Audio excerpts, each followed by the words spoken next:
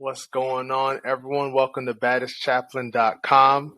Always a joy, always a pleasure to be with anyone who's trying to do good work out in here, out in the world, out in the atmosphere, trying to make more positive things happen. And today, our guest is none other than Chanel Dokun, accomplished author now. I'm putting that out into the universe. Yes. Therapist, life coach, someone who is helping sisters, women all around the globe get their lives together, find their destiny and their vocation. And now she has a book that you can pre-order right now called Life Starts Now. And so, Chanel, it is an honor, it's a joy, it's a pleasure to have you here with us today on baddestchaplain.com. How are you doing today? I love it. I'm doing well. And thank you so much for having me. I'm excited for this conversation.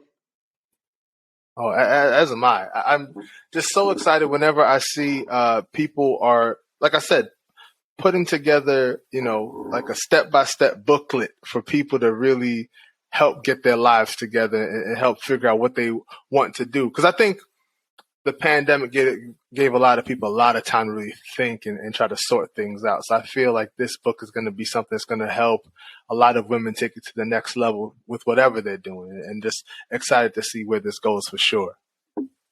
Yeah. Yeah, you make such a great point. Yeah. The pandemic, especially, I think that I have never been busier in terms of working with clients for life planning, because so many people were in this space of wondering, what am I supposed to do next? Like, what is my life about? And all the things that made my life make sense before have been ripped away. So you're exactly right. It's a great time to step back and process all of that. That's the truth. That's the truth.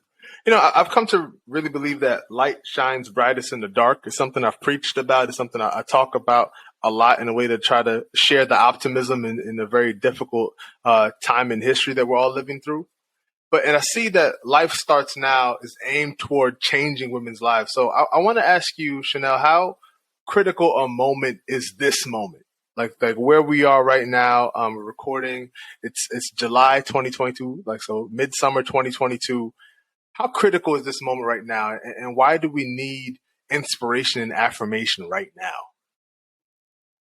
Yeah, I think we are in a time of rapid dismantling of all the old ways of doing things, right? It's like everything that seemed like it was reliable and trustworthy in our culture, we're not so sure about that anymore. And I think now more than ever, we need people of consequence. I talk a lot about, my organization is called Women of Consequence. And I think more than ever, we need women and people in general who have embraced who God has created them to be, to give shape and influence to where our culture is headed. And so I do think there's a lot of uncertainty.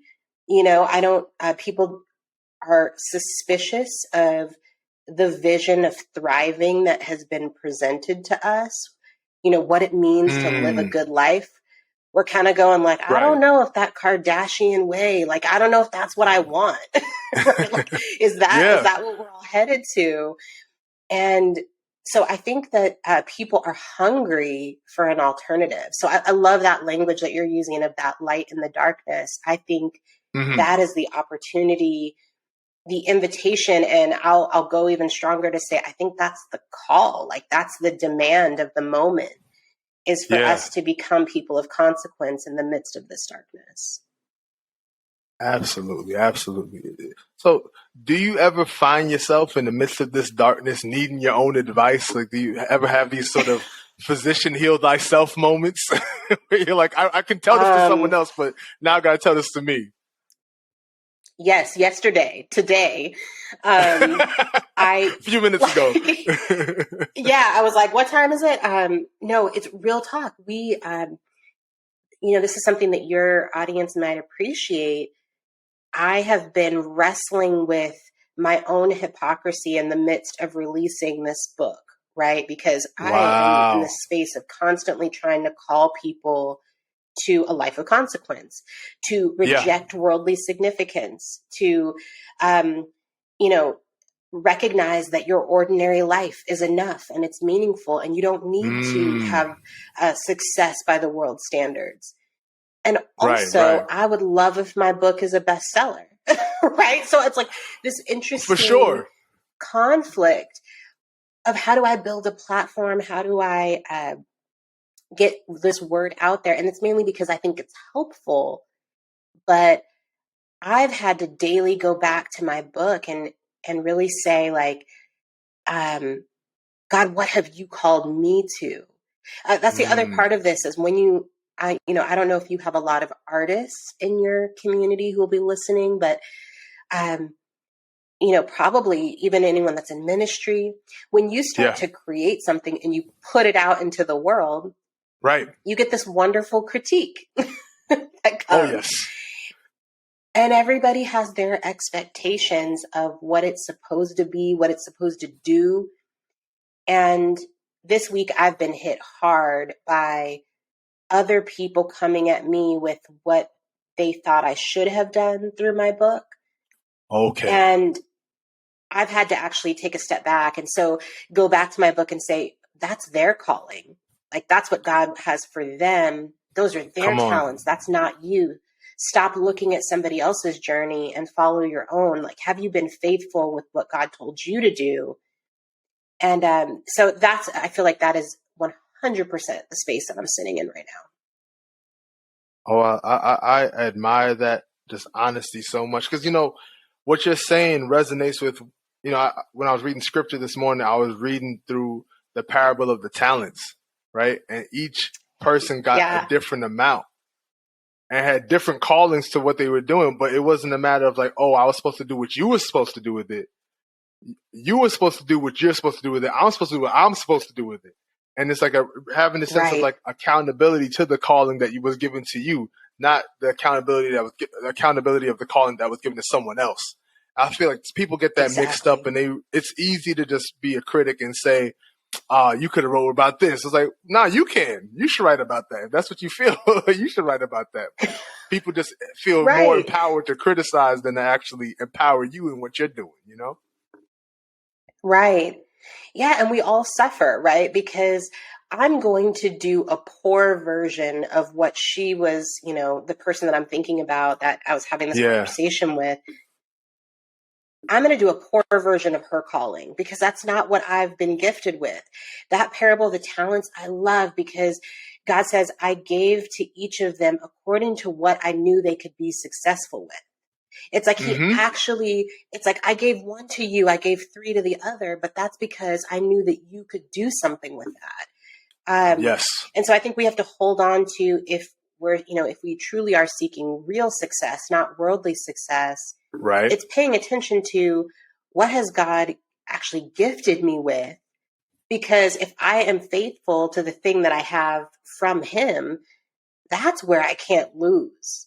And that may not look the way that everybody else wants it to look, but I can't lose in the sense of his intentions will be accomplished or fulfilled.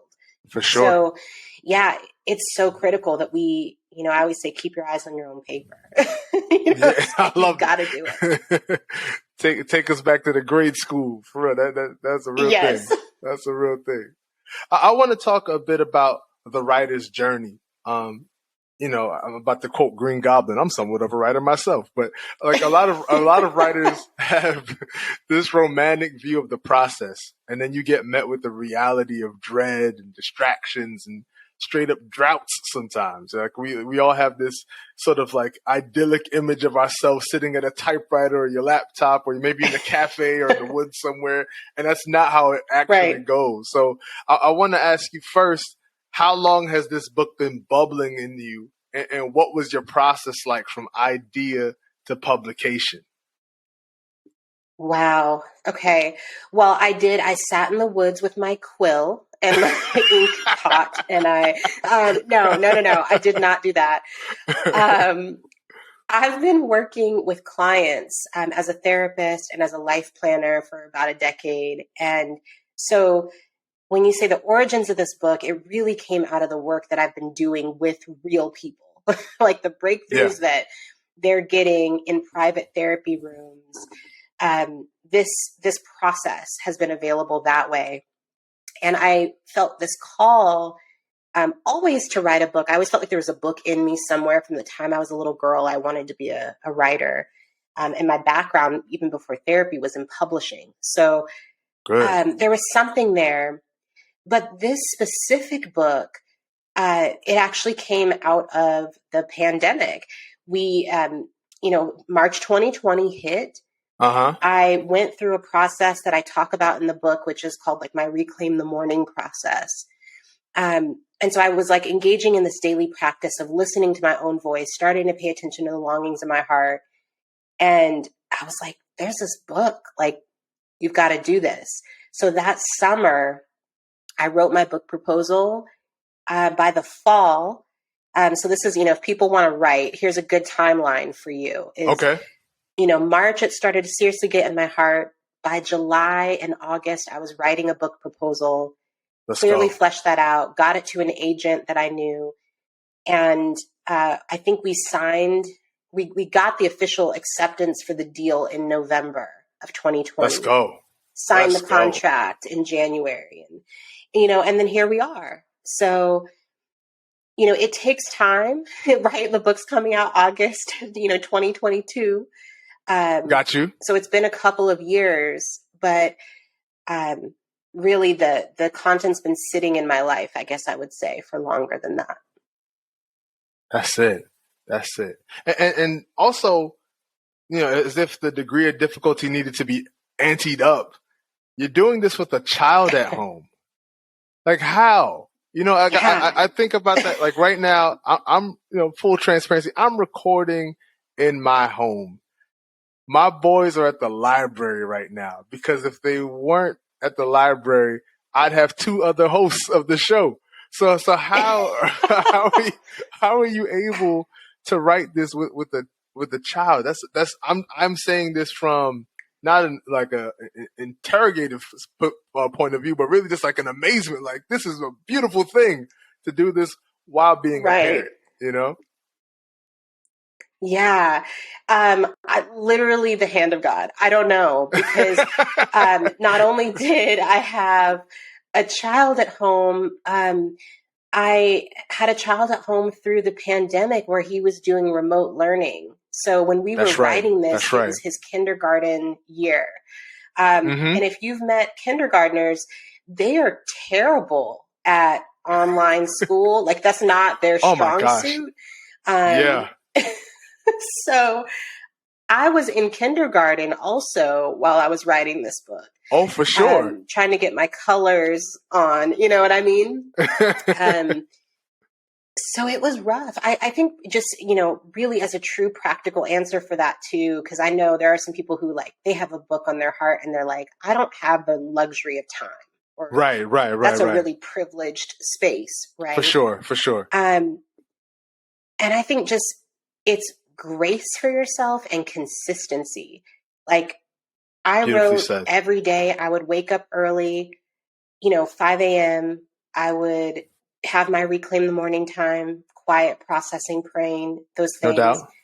And then I would go down to my little office space where I was writing. I would write for a couple hours before my son woke up. Got you. Then I would be off to the day. And then I had to negotiate stuff with my husband where, and that's where I say that's a true privilege as well, is that I have a partner who had some time flexibility with his schedule. He's a doctor, but he was able to get time off and was able to, say, hey, this is something that God's calling you to do. So we need to then as a family make time for it. So need a Friday afternoon. Okay. Fridays, you got 3 hours. That's all I could give you, but let's go for it. Saturday morning. Okay. You got to get up. I'll get up and watch him, but you got to make the time and be diligent there. So, we had that balance and that conversation together. That's it. I love to hear that, because I definitely think, and regardless, people have a variety of situations, but you need to have community of some sort. You can't do this on your own, no matter who you are, right? So talk a bit about the people who inspire you to keep going, right? When those chapters weren't flowing like they were supposed to, or you had an idea that felt like it ran out of steam, who was your tribe, your crew? Maybe it was like the cloud of witnesses that said, "You got this, Chanel. Keep going." Yeah. Ooh, good question. I think it was, the real women that I've worked with, right? One of the beautiful things about this book is that it shares, actual case studies or, stories and anecdotes from real clients' lives. And so I've hidden their identities, so you can't, tell exactly who they are. Therapist and me, you got to protect people. No doubt, but, no doubt. Folks come to mind. So as I was writing, I always felt like I was sitting in a room alone, but, I'm thinking of this woman here and this woman who was in this crisis point, and she broke down in tears here. And here's what she's now done with her life as a result of this. So keeping the end reader and the person who was going to be helped through this, that really helped me. And then I call them the text thread troops.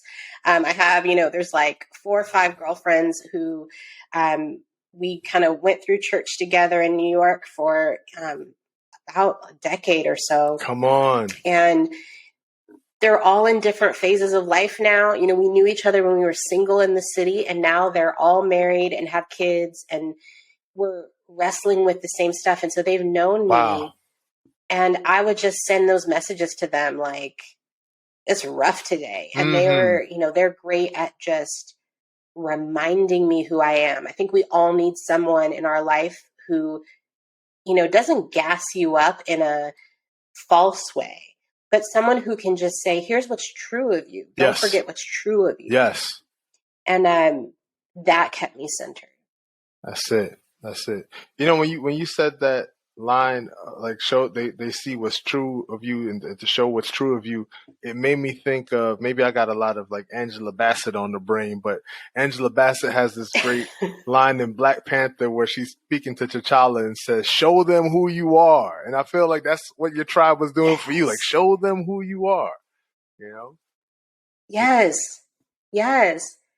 And the reminder, like, you've got something, right? Like, because I think when you're in this space, the temptation is, one, to get overwhelmed, right, and then to conform, right? Like that overwhelm pushes you into conforming to what someone else is doing, because you feel like, well, that's a known path. And I think you need those people in your life that go, oh no, like, don't become someone else in this moment.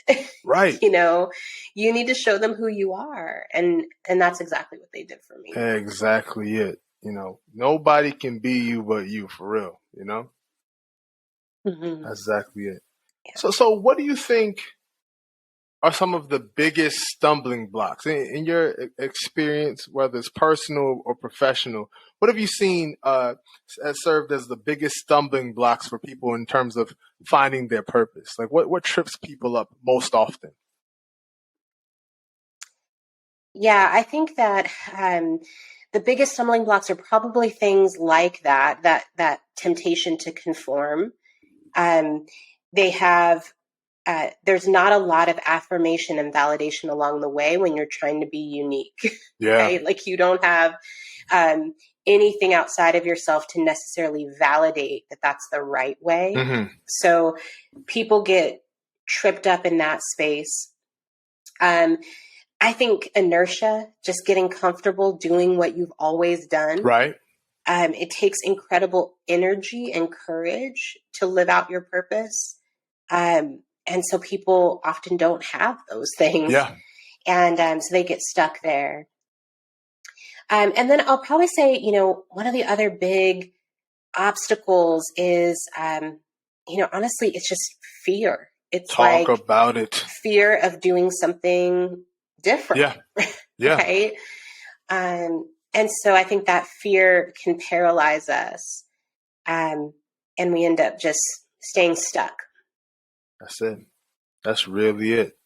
I think about just how overwhelming fear is, to the point of, something doesn't even have to be behind the door, But if you've convinced yourself that something's behind the door, you'll never open that door. You know, it's just, Yes. we've created these boogeymen for ourselves, you know? Yeah. Yeah. In the book, there's this section that I'm excited. If you're somebody out there who's like really struggled with fear and that's kind of holding you back from your life purpose, there's a section in the book about flipping fear into excitement. And what does it look like to exactly what you said? Fear is negative anticipation of what's behind that door. Mm-hmm. So we believe that the boogeyman is really there. If we know, or if we imagine behind that door is a big stuffed animal, right? That is looking to give me a fuzzy hug. Right. Then we don't have that negative anticipation. We have positive anticipation and we want to lean into it. So there's a section there in the book that I would encourage you to read where you can kind of start to figure out, how do I move myself out of a fear response into an excitement response that can be more helpful. That's it.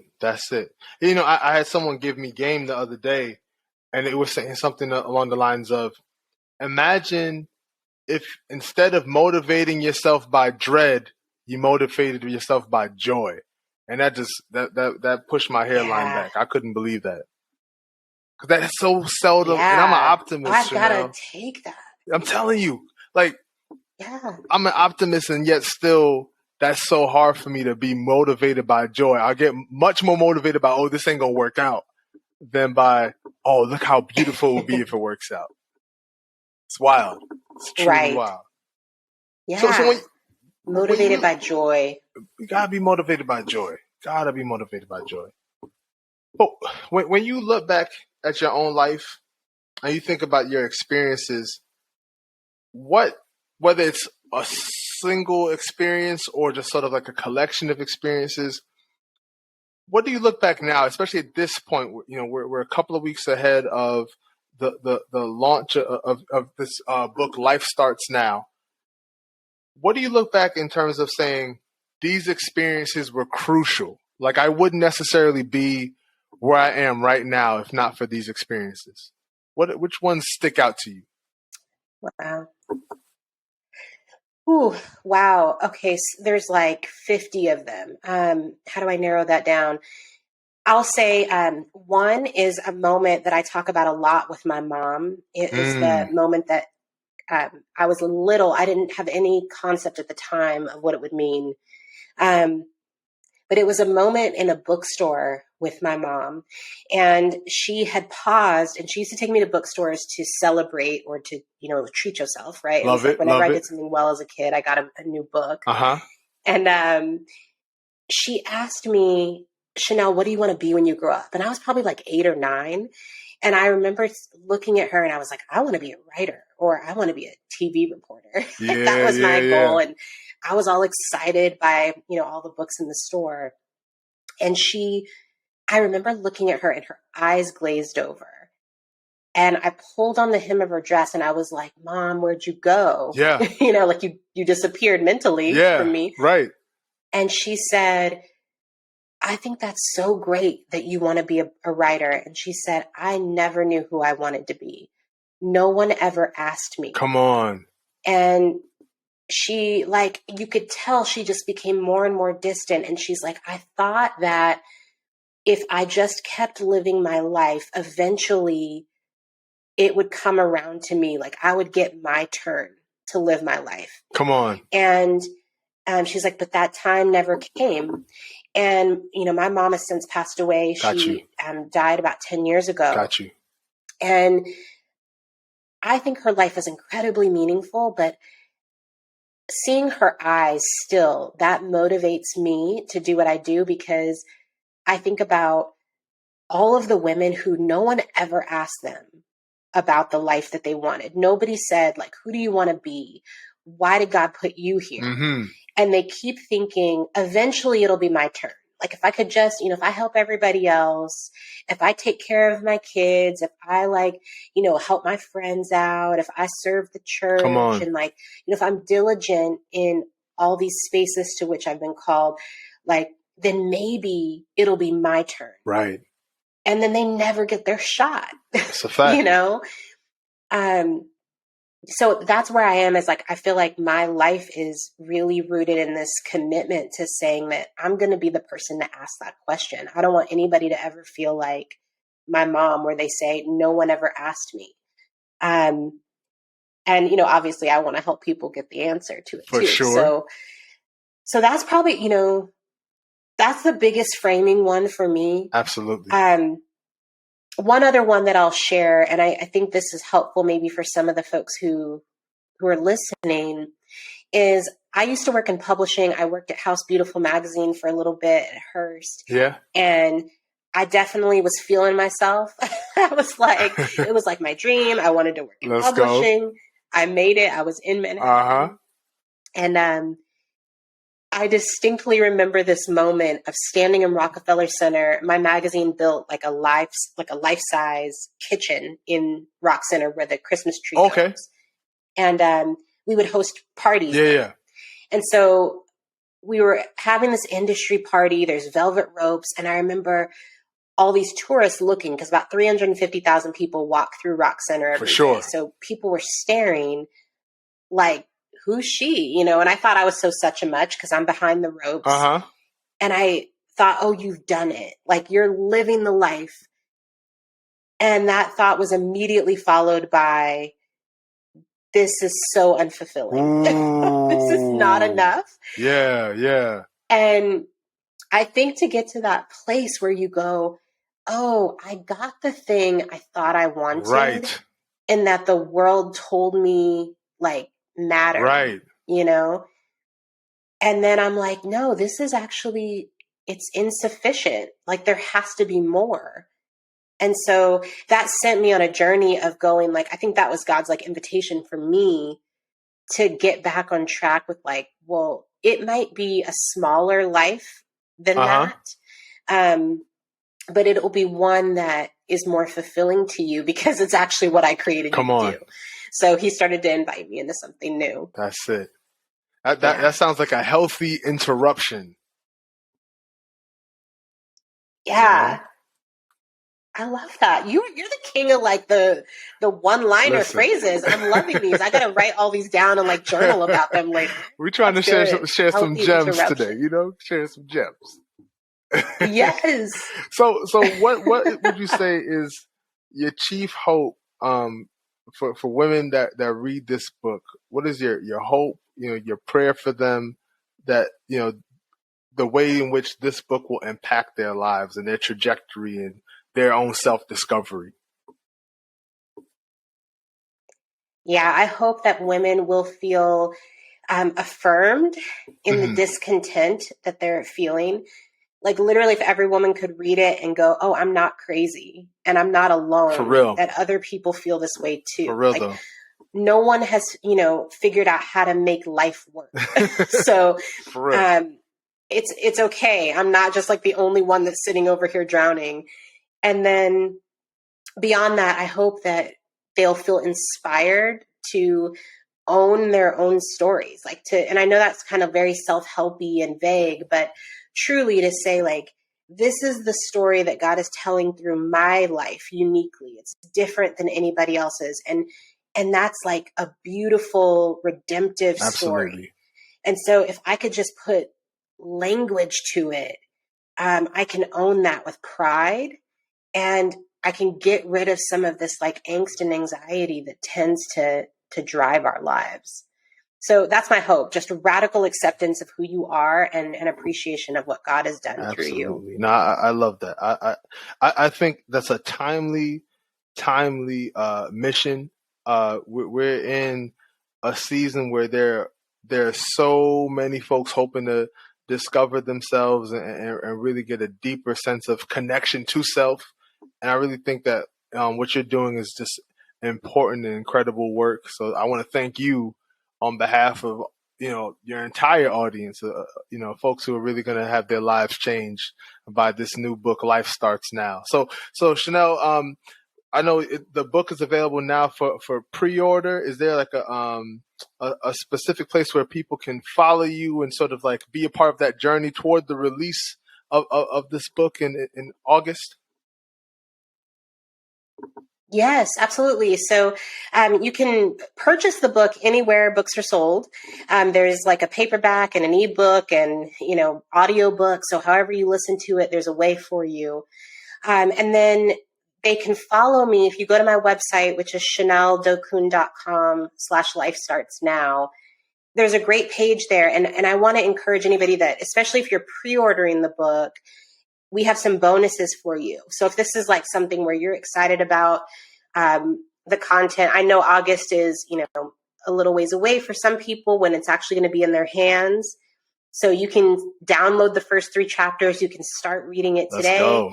And you can get a special bonus workshop where I walk you through the process that I often take clients through when I'm trying to help them discover their purpose. And so there's some little gifts for you there. So head to my website. That's probably the best place to get it all going. Dig it. That's awesome. So please make sure you check out ChanelDokun.com.